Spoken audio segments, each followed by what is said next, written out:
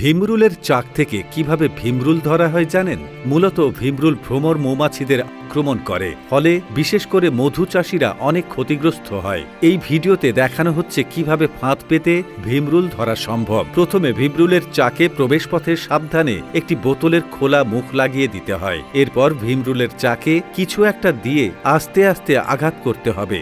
এর ভেতর কম্পন সৃষ্টি হয়, ফলে ভিমরুলগুলো ভেতরে থাকতে না পেরে বেরিয়ে আসে। আর চাকের একমাত্র পথে যেহেতু বোতল লাগিয়ে দেওয়া হয়েছে, তাই ভিমরুলগুলো বের হতে গিয়ে সরাসরি বোতলের ভিতর গিয়ে আটকে পড়ে। এভাবে সবগুলো ভিমরুলই একের পর এক বোতলবন্দি হয়ে পড়ে। এক্ষেত্রে মৌচাষীরা ভিমরুল ধরে মৌমাছিদের সাহায্য করলেও মৌমাছিরাও কিন্তু কখনো কখনো নিজেদের বাঁচার পথ তৈরি করে নেয়। এশিয়ার বৃহৎ আকার ভিমরুল ভ্রমর এবং তাদের স্বজাতীয় ভিমরুল কয়েক ঘন্টার মধ্যে একটি মৌমাছির চাক পুরোপুরি নষ্ট করে দিতে পারে। আমেরিকা ও ইউরোপের মৌমাছিরা এইসব দৈত্যাকার ভিমরুলের আক্রমণ থেকে নিজেদের বাঁচানোর কোনো উপায় বের করতে পারেননি। কিন্তু পূর্ব এশিয়াতে ভিমরুলের পক্ষে মৌচাকে আক্রমণের কাজ অতটা সহজ নয়। জাপানে হাজার বছর ধরে মৌমাছি ও ভিমরুল পাশাপাশি টিকে আছে। ভিমরুলগুলো আগে মৌচাকে ঢুকে মৌমাছিদের আক্রমণ করত, কিন্তু এক গবেষণায় দেখা গেছে মৌমাছিরা নিজেদের অস্তিত্ব রক্ষা করতে এক নতুন পথ অবলম্বন করেছে।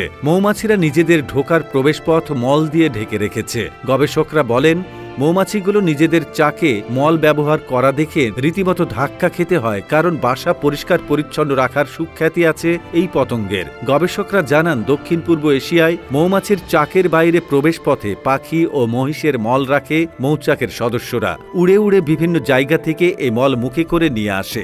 এরপর এরা সেগুলো চাকের বাইরের কয়েকটি জায়গায় রেখে দেয়। গবেষকরা আরও দেখেছেন, যেসব জায়গায় মলের পরিমাণ সবচেয়ে বেশি, সেই জায়গাগুলোতে ভিমরুল কোনো মতেই ঢুকতে পারে না। মৌমাছির এই কৌশল আপাতদৃষ্টিতে কিছুটা মধ্যযুগীয় মনে হলেও গবেষকরা জানান, এটা হতে পারে এই পতঙ্গের আত্মরক্ষার জন্য ব্যবহৃত এক দারুণ অস্ত্র।